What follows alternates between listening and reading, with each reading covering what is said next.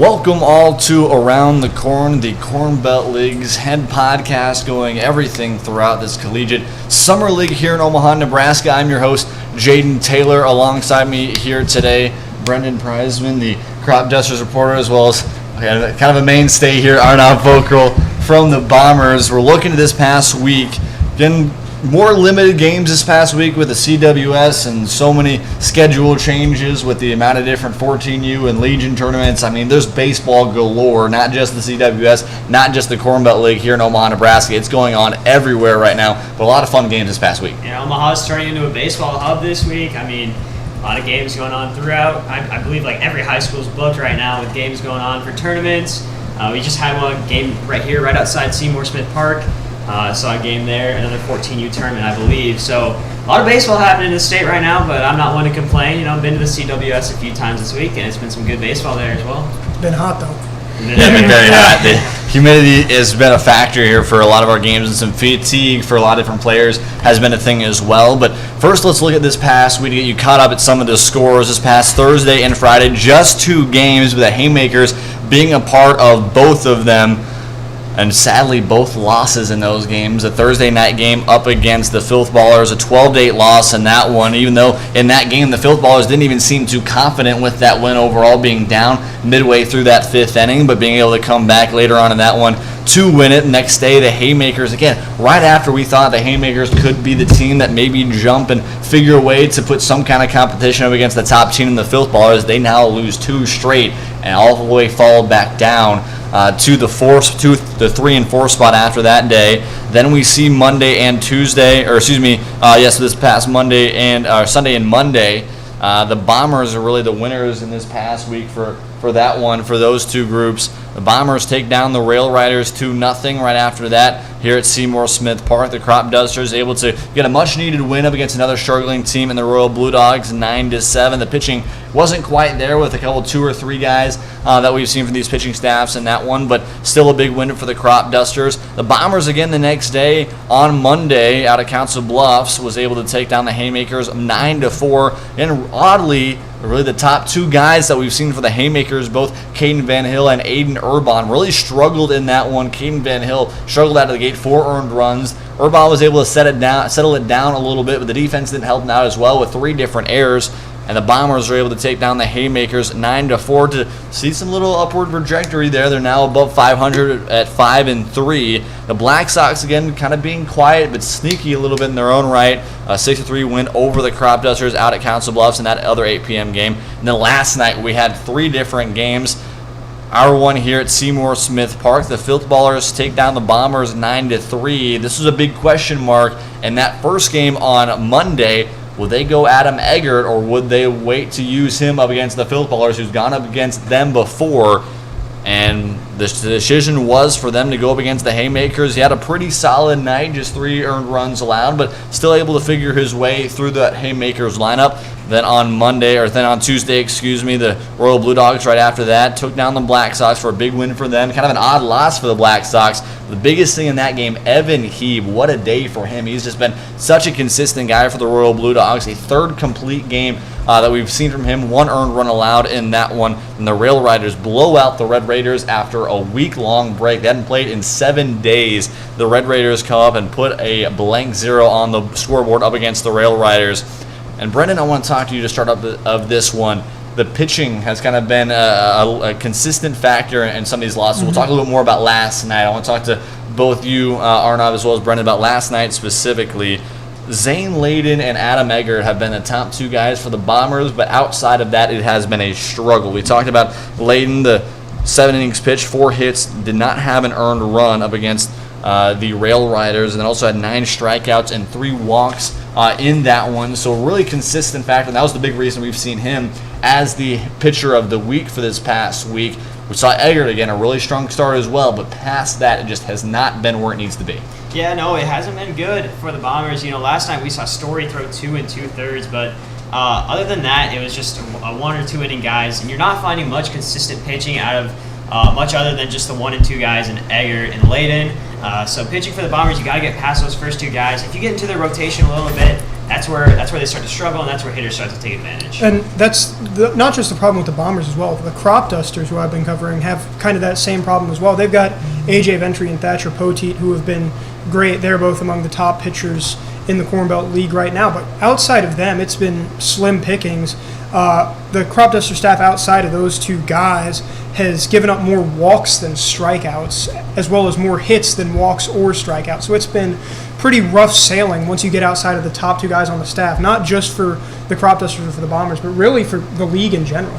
Yeah, so looking specifically at the Bombers, I think we'll keep it here for now. We'll go into the Crop Dusters there. Again, the pitching woes have been a thing for a lot of different teams, like you mentioned. We go into the weekend before Zane Leyden as well as Adam Eggert go up against their two games on Sunday and Monday. For the team overall, the Bombers had a 4.73 ERA, which is worst in the league. Right after that, after Sunday and Monday, it drops down to a 3.76, so fifth in the league, which is not bad. Again, nothing too horrible, definitely a middle-of-the-pack type of team that can keep you in games. With the offense that we've seen from the Bombers majority of this season has been able to have them do. But here's the difference. After last night, it jumps back down to 4.43 with 8 earned runs in that one. Makes them 7th, just ahead of the Red Raiders this season. Again, another team that's really struggled finding pitching. But here's the big factor. If you take out Zane Leyden, Adam Eggert out of that pitching staff, this group has an 8.58 ERA. That is by far the worst here in the Corn Belt League. And again, you talked about it and mentioned a little bit with the Crop Dusters. It's really been 2 to 3 guys at most for a lot of these pitching staffs that's been consistent, but the depth has just been the biggest question mark for so many of these groups. Well, yeah, baseball isn't a sport that can be won individually like basketball or soccer, or even football to an extent. Like, look at the Angels, Shohei Ohtani, 8 RBIs, 2 home runs last night, and the team lost. There's only so much 1 or even 2 guys can do, and it's not like the Bombers have been unsuccessful. They're still 5-4 on the year, tied for second in the league right now. But the big issue is that outside of Eggert and Leyden, the depth just hasn't been there. When those 2 guys aren't pitching, they just have not been able to keep up with the rest of the league. And you think, like, there's a few other POs. I know there's a few that we throw around, like Smith, Erickson as well, both POs who can also play a few field positions. So they aren't POs, I should say. You have position players that are pitching. So maybe it's just a fatigue thing. Maybe they were playing a lot these few days, but yeah, other than the top 2 guys for the Bombers, it's been rough. It's been rough for the past few weeks. They need to get that sorted out if they want any chance to push for that title. Obviously, the Filthballers are running away with it right now. Only 1 loss on the year. Obviously, that loss did come to the Bombers when Eggert blanked them. But other than that, for Eggert and Leyden, the Bombers got to find some other consistent pitching if they want to have a good, consistent showing week in, week out. Yeah, looking at the standings now, again, the Filthballers, after going 23-9 last season, a regular season championship, then only needed 2 wins to take home the playoff championship and the league championship at the end of that. I've started off 9-1, which is an incredible feat. You mentioned just the 1 loss this season was that start from Adam Eggert on June 10th. He had a perfect game through 6 innings. Trevor Winterstein had a single at the first to lead off the 7th, and that was it for the Filthballers. Definitely not the offensive prowess that we've seen from them this season, but a really good way to bounce back up against the depth, again, that pitching staff. The Bombers dropping down to 3rd overall at 5-4. The Blackstocks still stay consistent at 5-3. Haymakers are 4th at 4-4. Behind them, the Rail Riders at 3-4. Blue Dogs at 3-5, Crop Dusters 3-6, and then the Red Raiders again have not played as many games as some of these teams, but still all the way down at 1-6, and have really struggled to find anybody that they can work with and find consistency, not just at the plate, pitching wise. It's just been a lot of question marks for them this season. When we talk about the Filthballers start of how good they've been this season, I mean, we talk about that group, 9-1 record this season, and best in the league, plus 51 run differential this year, also best in the league, a 299 team average, which was 309 going into yesterday, another league best, then just best in the league, 2.33 team ERA, possibly want to put that there. That is best in the league now, was a 2.5 below or ahead of the Haymakers, but now drops down to 2.33. So that's best in the league this season. Again, their only loss this year was to the Bombers on June 10th, and a lot of different guys have stepped up. We put top performers right there and 5 guys that have done really well, but there's really been 10 or 11 guys that have really been consistent and could easily be on this list. I mean, yeah, just looking at last night, obviously that game is sticking out in my head here because that was our Tuesday night baseball game, big stream last night on the Corn Belt League Network, but you had 7 different guys score 9 runs. Like, they're getting players on base from 1 spot all the way down to the 9 spot. So really, it's just 10 spot, I should say. It's been a great showing here at the start of the season for the Filthballers, getting people on base and scoring them. And that's been the big thing for them, as setting them ahead from the rest of the league. Yeah, and like looking at that graphic, one pitcher that I don't see up there that maybe I'd consider putting up there is Justin Drury. He's gone 10 innings this year, 2-0. He's given up just 11 hits, 5 runs, all 5 earned, but he's got 12 strikeouts. You could usually argue he should be up there too. Maybe a guy like Trace Makachek has 6 hits, 6 walks, 3 runs on the year. I mean, the Filthballers are just so deep and so talented. We were talking about it before the podcast. It almost seems a little unfair at times with how much talent they have on both sides of the ball. Yeah, and for them offensively, too, don't have a home run this season, but they don't need the long ball in a big instance. They've been able to have power when they need it, 18 extra base hits, 6 different guys with an OPS over 800 this season, 8 guys with an OPS over 600 this season. So, again, so many different guys that are able to play consistently and give really good at-bats, and that's been the big thing for them. You add that on top of their speed, 34 stolen bases this season. They have just been taking every bag that comes to them, which has been a really big emphasis for Coach Hobbs and this group. They want to be aggressive and they want to find any kind of way to win. That's been the mentality this year. It's been the mentality the last couple of years that we've seen Hobbs in this league. And to add on to that, the defense has done pretty well as well. A .957 fielding percentage, 11 errors this season, just about 1 per game, which isn't astonishingly great for a lot of these games, but it's definitely not bad at all. It's still best in the league that we've seen this season. And you take out that 4-error game up against the Bombers on June 10th, it's just 7 errors this season. So, again, definitely a different story. If you take that one game out, they've really been immaculate. Yeah, I mean, other than that one game, it's hard to say that the Bombers haven't been the best team in the league. It's just consistent is what they do. They don't make many mistakes, and when they do, they're able to back it up. If a player strikes out, the next hitter's got him. If the pitcher makes a mistake, that his fielders have got him too. So it's just a culture that Hobbs has built there in the Filthballers clubhouse. Yeah, and I think the best comparison is just some more stats. Obviously, we got a lot of stats that we've thrown up there, but the Filthballers have 2 of the top 3 for OPS, slugging, and RBIs, as well as 2 of the top 4 for batting average. And then for pitching, they've got 2 of the top 5 for WHIP, which is walks and hits per inning. So they get on base a lot, and they don't give up a lot of base runners. They've got 7 players already on the year with over 20 plate appearances and a batting average of 300 or better.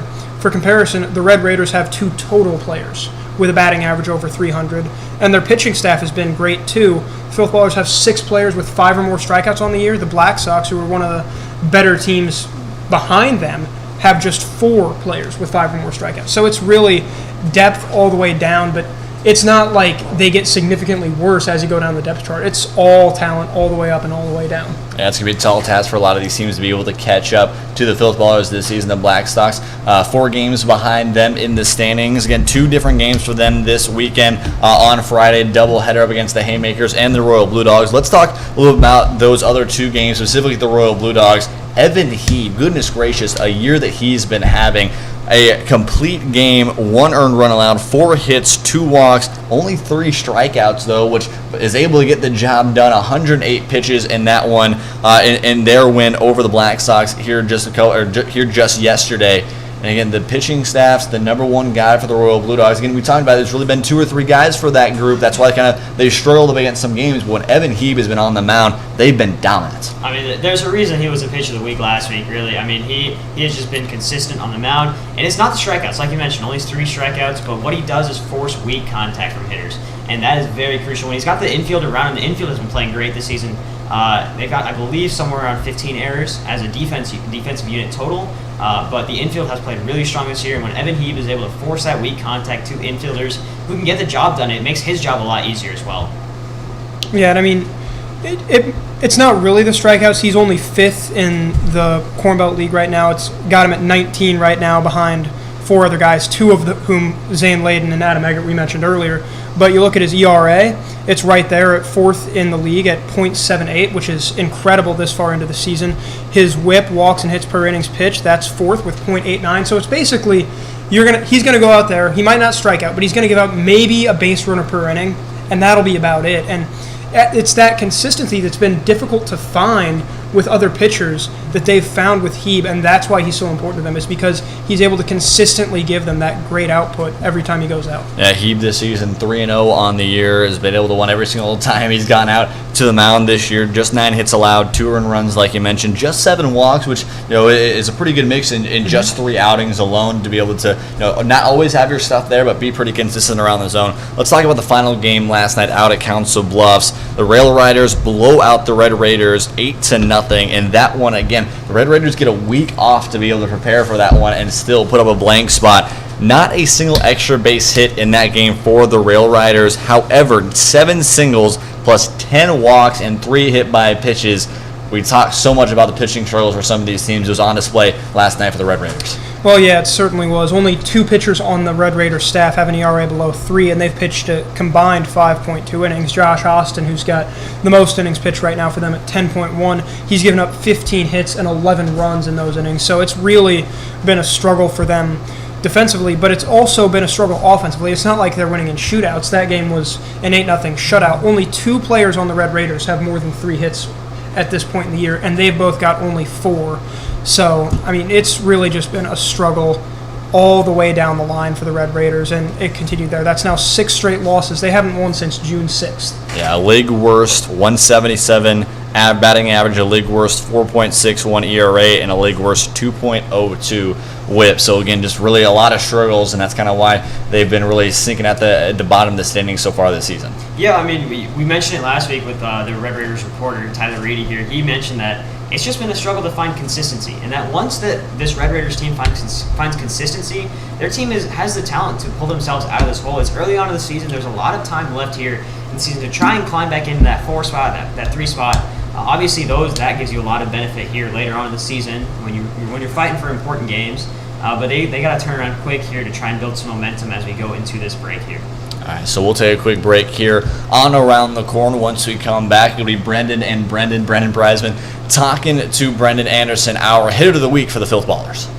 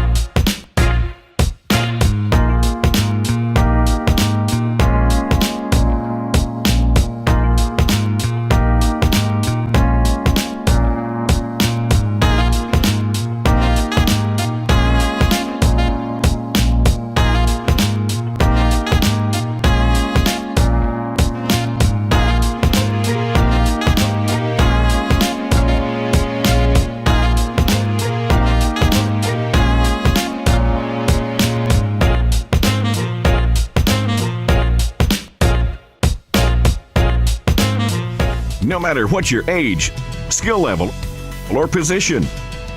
Your baseball season begins at the Strike Zone. Featuring state-of-the-art batting cages, group and private instruction, the Strike Zone provides athletes all the training and equipment you need to get your game to the next level. Give the gift of development to your baseball or softball player. Purchase your Strike Zone gift cards today. Baseball never ends at the Strike Zone. Back here on Around the Corner, and Brenden Preisman is going to talk with our hitter of the week, Brenden Anderson. Anderson, an incredible week for the Filthballers, and the offense has just been there all week long and all season long for that group. Brenden? Thank you, Jaden. All right, I'm here with Brenden Anderson, as Jaden mentioned. And first of all, congratulations on getting voted hitter of the week. That was a great win for you. And, I mean, what a week you had. 7 for 11 hitting, 4 runs, four doubles, a walk, a stolen base, and most importantly, 10 RBIs. Is there something about getting guys on base that makes you hit better, or is it just you getting lucky? I mean, you can't get RBIs unless you have guys on base. And when I get up and I have bases loaded, no outs several times this week, it's kind of hard not to rack up a bunch of RBIs. But I'm also just putting ball in bat and just hitting balls hard, and good things are happening. Yeah, I mean, you're the league leader right now in slugging percentage, runs batted in, OPS, and you're second in batting average. So has it just gotten easier and easier for you as the season's gone along? I mean, when we started, like, our season here at the Corn Belt, it had been almost a month since I'd seen any live pitching from college. So the first week was just kind of getting back used to it, and then now we're just cruising, and we're going and we're playing really good baseball. Yeah, and it's not just you. You mentioned the other offense. There's 2 other guys, Nolan Christensen and Landon Gozer, who also have 8 hits. What's it like being on the same team as them? And is there ever any competition now that you've won hitter of the week? Are they trying to get that too? Or? Well, Nolan won hitter of the week last week, so he beat me to it, so not much competition there. Yeah. There's really not a lot of competition, though. We're just playing baseball, and we're loving it, and it's fun to play with other guys who love it as much as you do and are also performing. Yeah, how would you compare it to the college atmosphere? Because obviously there is some aspects of the college game, but it's also slightly different. Would you say that makes it a little easier or a little harder, or is it just no real difference? Summer ball and school ball is completely different because you're playing for 2 different things. Here you're playing to have fun and playing to win. At school, you're playing to win, and like those wins really mean something. Like a lot of guys are playing for scholarships. A lot of guys are playing for the ability to stay on a team. So there's a lot more added pressure when you're at school trying to play than when you're here. You can just focus on the game and have fun doing it. And would you say that makes it a little easier? Like when you're up to bat, you don't have to worry like, oh, if I don't get this hit, then I might not be on the roster next game. Would you say that makes it easier? It's for sure a lot easier to do it here, just because you're enjoying what you're doing. There's no added pressure. Yeah.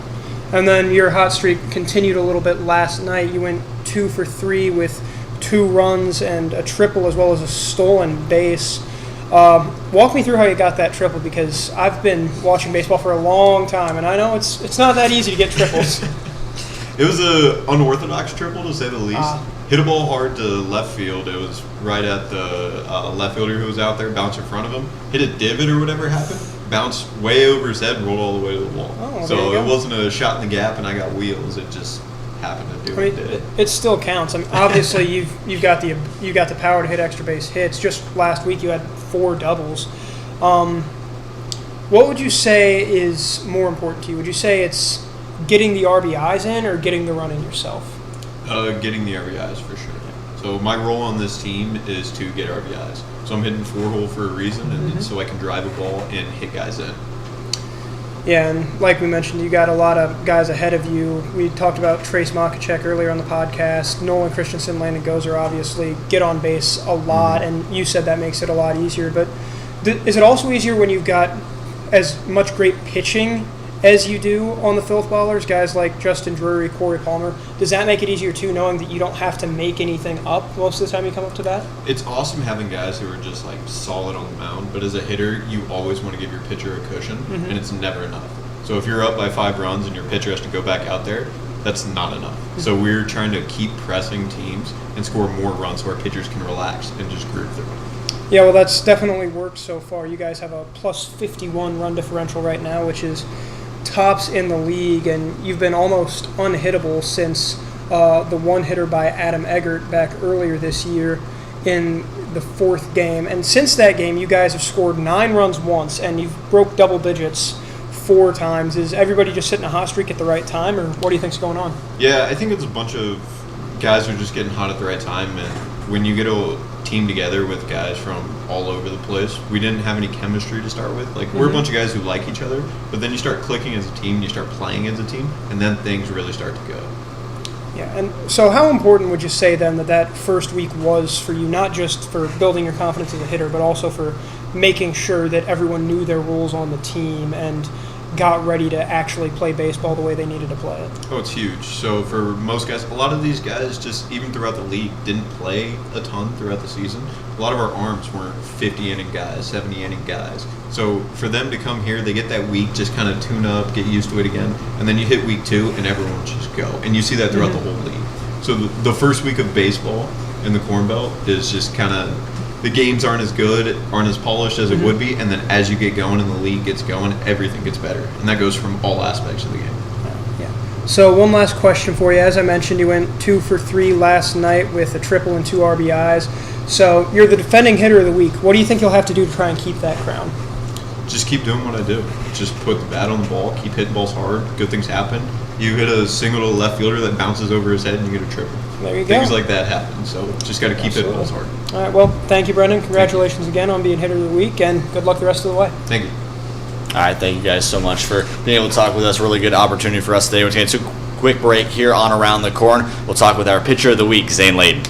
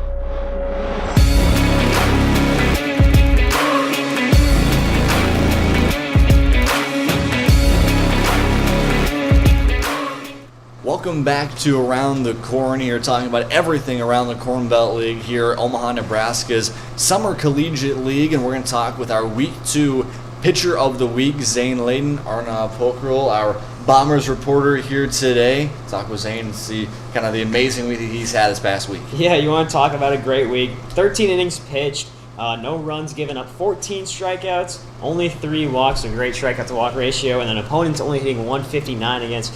What a week it's been for you, Zane. It was a good week, just trying to do my job, just trust the offense, let them get behind you, and give up the least amount of runs as possible.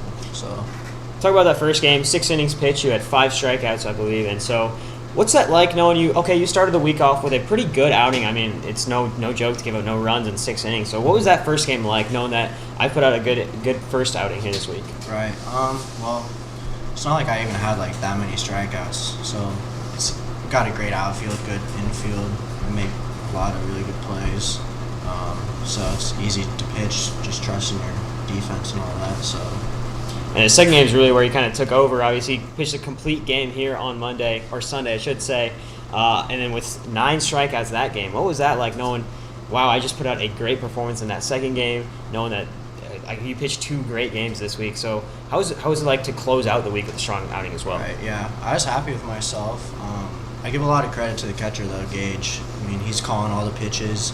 He's working his butt off back there, blocking the balls, hustling down to first when he needs to. So shout out to Gage. Yeah, and so you mentioned playing here for the Bombers. You're playing for a college coach of yours, Coach Austin is the coach at Bellevue, where obviously you play. What's it been like to be able to play for him again in the college summer season as well as the college season? What's that like, that transition? Right. Super fun playing with Austin. I mean, it helps. You're more comfortable with the coach if you know him from spring and all that. And then he's just fun to be around. He's always got a positive attitude. He's helped me out a lot already this summer. He's not even a pitching coach at Bellevue, but it's a good time.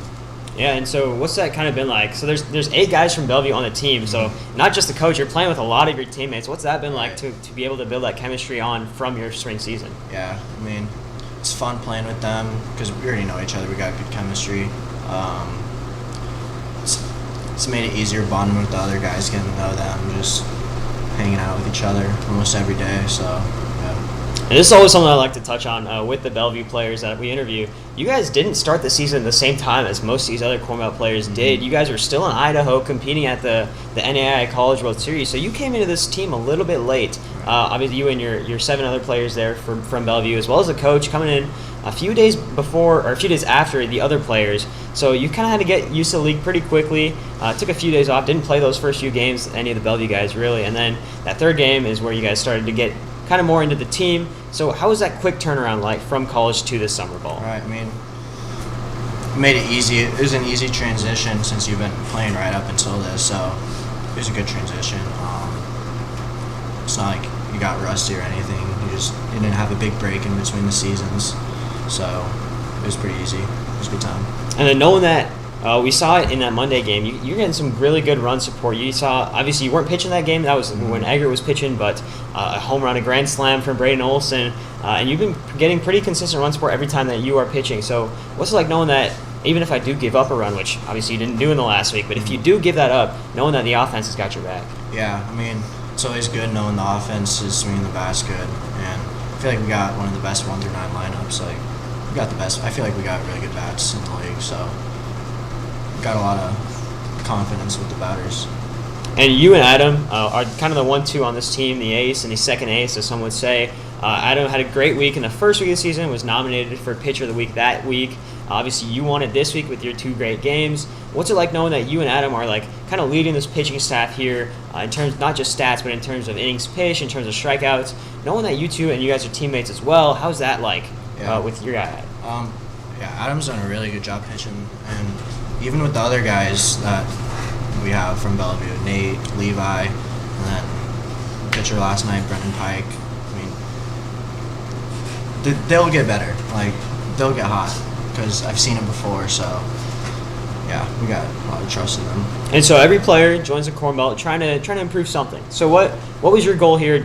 Was it just to play some more with the teammates, play some more for your coach, or was it like, oh, there's something specific I need to work on? Kind of what was your mental headset going into this? Well, I only pitched like 2 innings this past year at Bellevue, so I just wanted to get a lot of experience and more exposure, work back because I had surgery last year on my elbow, so I just been wanting to get my arm stronger and get back into shape. So I just wanted to get a lot more experience for sure. And so what are some of your goals looking, not just trying to improve your game, but stats-wise, what are some of your goals this season? Right. I wanted to have a good strikeout to walk ratio, and my first outing I pitched like an inning, 2 innings, didn't do the best. But then these 3 starts that I've had, I've just tried to not walk anybody, and I feel like I've done a pretty good job at that.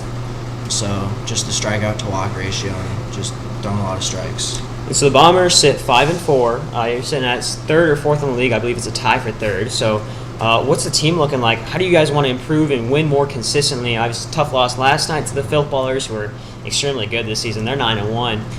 But what is the team looking like here, and how do you guys plan to change things up a little bit? Right. Just gotta keep pitching well, keep hitting well, and keep playing defense. Our defense has been really good. I've been really impressed with our defense. The bats, it'll come and go. They'll have their off days, but I feel like they've been hot for most of the season so far. And then our pitching, just gotta throw strikes, do our job.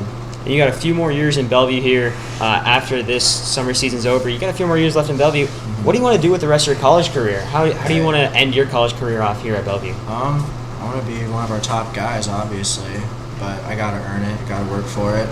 And so hopefully this Corn Belt League experience helps me with that. All right. Well, that'll be it here from the Corn Belt League. Unless, Jaden, obviously you as a pitcher, you might have a few questions that you want to ask him as well. Yeah, I think for you, the biggest thing we've seen from you this season, as well as a lot of pitchers that have had a lot of success, is how well you've been able to do early in counts. You've established your fastball very well, been able to work your off speed more consistently and be more comfortable to maybe throw it away and not be too pinpoint with it. How has that been for you? Yeah, so anytime we get on top of count, 0-1, 0-2, keeps the hitter off balance. So even if you accidentally throw a pitch away, like the slider in the dirt, which isn't even always a bad pitch, just trying to get him to chase it, but throw a ball, just come back with something else and see what you can do with it. All right, thank you guys so much both for a really good talk here for this one. Our pitcher of the week is Zane Leyden here today. We're going to take a quick break here on Around the Corn. When we come back, we'll talk a little about this next week, future coming in for these next couple of weeks as we're heading near towards the All-Star break. Take a quick break. Be right back after this here on the Around the Corn.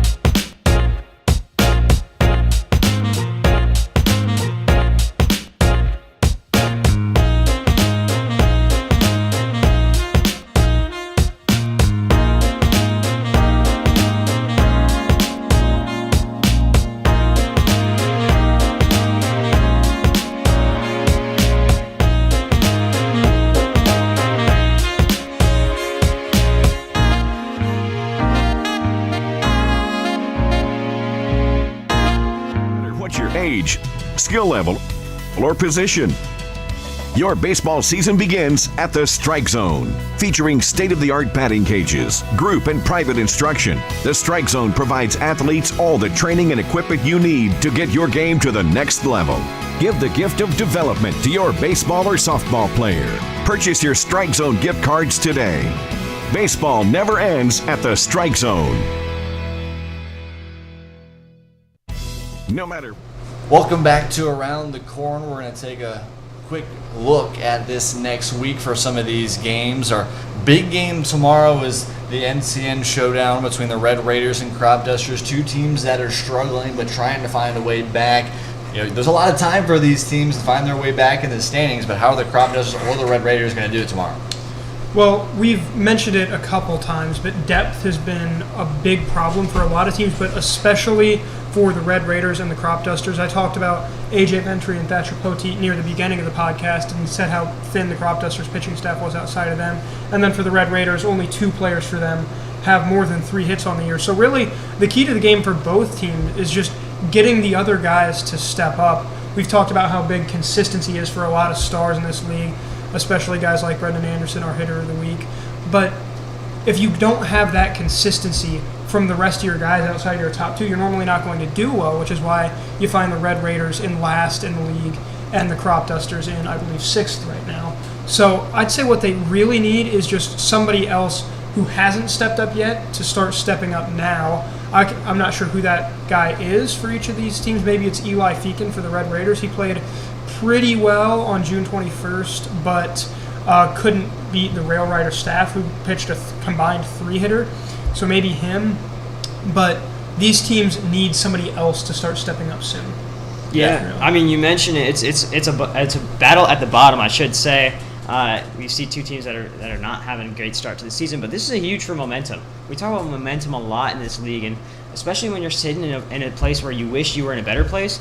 An easy way to start it off is against slightly easier competition. So if you're the Crop Dusters and you want to start climbing up those rankings again, and you're playing the team that's in last, that's struggled a lot, it's a great way to start to build some confidence. And just like you mentioned, get some of those players who have not had the best start to the season, start to build their confidence as well. I think this could be a huge game in the grand scheme of things. Obviously, right now we look at it and it's like, oh, it's a 6 versus 8. Like, it's not that big of a matchup. Maybe we should be covering like whoever the Filthballers are playing. But in the grand scheme of things, especially if one team can start building a streak from this game, I think it'll be huge. So I think the 2 offensive pieces we most likely look at for this one, for the Red Raiders, it's been great. Gabe Preditic, 364 this season, 4 for 11. On the other end, it's going to be Jack Tilton, the shortstop for the Crop Dusters. He's had a really consistent season. He was really one of the top vote getters actually for our hit of the week outside of Brenden Anderson this past week. Yeah, he almost won it, didn't Yeah, he almost won. I mean, he was back and forth between him and Anderson the entire time. I think he got a shout out from a pro quarterback even looking for him. So again, a real big piece of the lineup. But I know, Brenden, you talked about, again, baseball's not a game where you have 1 or 2 guys that are going to really take over and win a ball game. How can guys outside of Bertetic as well as Tilton help those 2 and help the rest of this group find a way to win? Well, I think some good options are going to be Thatcher Kozol and Yvonne Suarez. They're 2nd and 3rd on the Crop Dusters in at-bats right now. Kozol with 19 and Suarez with 17. But they haven't hit the ball that well, really. Kozol's got just 3 hits. Suarez has just 4. They've got 3 and 2 RBIs, respectively. They're hitting 158 and 235. But if one of those guys has a game where they go, 2 of 3 with a double and a couple of RBIs, that could lead to an easy win for the Crop Dusters. And then looking farther down the lineup, you've got a guy like Thatcher Poteet, who also pitches. He's hitting 188 on the year, but he could easily have a big game. Anthony Comfort or Dakota Hogan could have a big game. It's not necessarily that either of these teams lack talent. It's just like we talked about in the interview with Brenden Anderson, the hitter of the week. It sometimes takes a little bit for that talent to gel and to coalesce and to start playing. So I think that as we get further and further into the season, especially as we get closer to the All-Star break, you're going to see more and more of those guys who aren't at the top of the depth chart start making their way up towards the top because they've had more experience and they know how, and they're I'm losing the words, but they're able to play better because they've had that experience now. And real quick, I think you glossed over this. We're talking like, in Jack Tilton's case, a pro football quarterback who plays for the Seattle Seahawks tweeted saying, "Go vote for Jack Tilton." That was Jacob Eason, who used to play for the Indianapolis Colts, played at University of Washington. I thought it was Georgia. Was it Washington? Georgia, then Georgia, and then Georgia, Washington. then transferred to Washington, Washington. Yeah. and then went to the Colts, and now plays like that was a huge. I saw that and I was shocked because it was just out of the blue. It was go vote for Jack Tilton, and I thought that was crazy. I think it's great for the league, honestly, building a little bit of a brand here in the Corn Belt. But I think the biggest thing for the crop dusters is Tilton still has to produce. If there's an off day for Tilton, there's not much else that we have of concrete evidence to show that there's other players to rely on. So if Tilton isn't producing, I think this is also where the Red Raiders could come away and sneak with a low-scoring win. It'll be an interesting one to see here tomorrow on the NCN Network. So I think with that, we talk about, again, sometimes we see some teams that struggling offensively or struggling to put big producers out there. They're going to work a little more small ball. The speed's going to be a factor. I think one guy to talk about for the Crop Dusters is Braxton Wilhelm, a triple and our player of the game on Sunday as they took down the Royal Blue Dogs, and that one a big win for them up against a pretty solid team in the Royal Blue Dogs, who, again, has had their struggles, but definitely has the talent, like you mentioned, just whether they can mesh it together. For Wilhelm, again, that big triple in that one, he's got a lot of speed. Some other guys that we've seen, like Tilton, has some speed in this group. What else? There's a loud shock out here, but what else can this Crop Dusters team do? Maybe working slowly to be able to figure out some wins. Well, I'd say one thing that they have to be careful about, especially going up against the Red Raiders, is they don't want to be too cocky with that speed. You mentioned the triple, but running on the Red Raiders is not a good idea. They've got a team fielding percentage of .925. They're all really good at fielding. The offense hasn't really picked it up yet, but they're not losing in blowouts necessarily. Maybe their pitching staff is giving up 4 or 5 runs and they're losing 5-0 or 7-1, but it's not like they're losing 15-0 at any given point. Their defense is very solid. So I'd say that one of the keys for the Crop Dusters would be just to don't just look at the record, because you look at, they're 1-6, they haven't won since early June. We got this. This is going to be a cakewalk. It's not necessarily going to be a cakewalk because the Red Raiders have a really good defense, and if their bats pick up, all of a sudden you might be in a shootout, and the Crop Dusters might not have the offense outside of Tilton to really compete with that. And you mentioned it. I think small ball is huge. I think it's one of the keys to this league. Obviously, we see wood bats and a little bit of the humid weather not carrying the ball as far, so you're not hitting those home run balls. And so it's all about being intelligent on the base paths. It's all about knowing when you can go, knowing when you can push for an extra base hit, and knowing when you need to take that single so you don't get thrown out. I think batting intelligence and fielding intelligence is huge. I think the Crop Dusters have that in their locker, and I think that's something where they have sort of an advantage over those Red Raiders. So I think for me, we're going to pass off a little bit more on that Red Raiders Crop Dusters game. Again, that's going to be a fun one to see here on NCN. I think the bigger game, at least personally for me, is the Bombers and the Black Sox. Another 8 p.m. game out of Council Bluffs. That's a 2-3 matchup. Both teams, again, trying to really who can be the team that can somewhat outmatch the Filthballers, at least be competitive with the Filthballers. I think those are the two teams that have the opportunity to maybe make some kind of noise, even if minimal, up against the Filthballers this season. It's going to be a really big matchup. Well, yeah, it absolutely will be. And for the Filthballers, though, don't sleep on what they have to go through on Friday here at Seymour Smith Park. They have to deal with the Haymakers and the Royal Blue Dogs back-to-back, and neither of those teams are bad. I mean, the Haymakers right now sitting at 4-4, the Blue Dogs sitting at 3-5, so right about 500. But it could easily be that fatigue sets into the arms for the Filthballers and they drop both of those games. Then all of a sudden, you've got a brand new season. But absolutely, watching the 2 and 3 seed go at each other is going to be very interesting, because right now it has been all Filthballers except for that one game where Adam Eggert had the perfect game heading into the 6th inning. Except for that, it's been all Filthballers, and it's going to be interesting to see which of these other teams has the capability to deal with that firepower. So we'll talk more about the Filthballers. Let's talk a little bit about that doubleheader for them. Again, we saw that 9-inning game was originally supposed to be a doubleheader for them against the Red Raiders about a week and a half ago. Now we see the Haymakers and the Royal Blue Dogs. We're talking about the last time these two teams played, the Filthballers and Haymakers specifically. It was a 12-8 win. But for this Filthballers group, it wasn't one that they really felt it was a big win for them. A really sloppy game, 3 different errors for them defensively. Again, you take out that Bombers game, you take out this Haymakers game, the defense has really been pretty good outside of those 2 specific games. But talking with Coach Hobbs, as well as Brenden Anderson after that one, there was another game on NCN, they really felt that the focus just wasn't quite there. And Coach Hobbs had to kind of reel them back in. There was too much storytelling, too much kind of having fun a little bit too much and not dealing with the business that was in front of them. What goes into this game? Is this a time where we see the Haymakers, again, maybe get this Filthballers teams on their heels? Is that going to be a factor in this one? I think the big thing is, well, you mentioned focus. I think it's another thing is momentum and mindset. The Filthballers came off a tough loss, but the thing in that loss was you don't see the Filthballers give up 8 runs easily. The Haymakers earned those 8 runs, and they earned them very well. So I think if they can capitalize on that run-scoring ability and have their pitching staff calm down a little bit, they saw their 2 aces just have terrible games against the Filthballers. If they can get at least one of them to throw 4 or 5 innings, only give up 2 or 3 runs, I think the Haymakers have a real chance to pull out that game against the Filthballers. And just like Brenden said, start a new season, really. If you can get those Filthballers down 1 or 2 games this weekend specifically, I think it opens up the league a lot more.